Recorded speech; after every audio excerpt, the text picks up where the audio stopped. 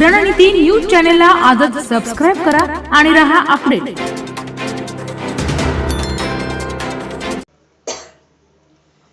इचलकरंजी शहरातील महानगरपालिकेच्या मालकीची असणारी शहीद भगतसिंग उद्यान, राणी बाग आणि सुंदर बाग या शहरातील महत्त्वाच्या आणि जुन्या उद्यानातील लहान मुलांची खेळणी मोडकळीस आली होती आणि काही पूर्णतः खराब झालेली होती। त्यामुळे या उद्यानांमध्ये नवीन खेळणी बसवण्याची गरज लक्षात घेऊन मी काँग्रेस पक्षाचे विधान परिषदेतील गटनेते आणि आमदार माननीय सतेज पाटील यांच्याकडे त्यांचे स्थानिक विकास निधीतून निधी देण्याची मागणी केली होती।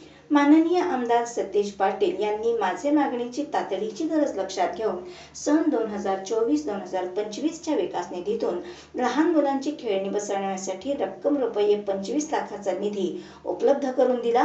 लोकसभा आणि विधानसभा आचारसंहिता संपल्यानंतर इचलकरंजी महानगरपालिकेने वरील कामाची निविदा काढलेली होती। संबंधित मक्तेदार कंपनीने हे काम पूर्ण केले असून लवकरच ही आधुनिक प्रकारची आणि दर्जेदार खेळणी लहान मुलांसाठी खेळण्यास उपलब्ध होणार आहेत। भगतसिंग उद्यान येथे 9,33,323 रुपये, राणी बाग येथे 8,13,322 रुपये आणि सुंदर बागेचे 8,13,323 रुपये इतक्या रकमेचे नवीन आधुनिक खेळणी बसवण्यात आले असून लहान मुलांना त्याचा लाभ होणार आहे। इचलकरंजी शहर हे कामगार वस्तीचे शहर असून या ठिकाणी गोरगरीब मुलांना खेळण्यास अन्य कोणताही पर्याय उपलब्ध नाही।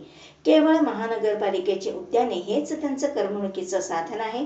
त्यामुळे येत्या उन्हाळ्याच्या सुट्टीपूर्वी खेळणी बसवण्याचे काम पूर्ण झाल्याने शहर आणि परिसरातील बालगोपाळांना एक महत्त्वाचे करमणुकीचे साधन उपलब्ध होणार आहे। त्यामुळे लहान मुले आणि पालकांमधून समाधान व्यक्त केले जात आहे।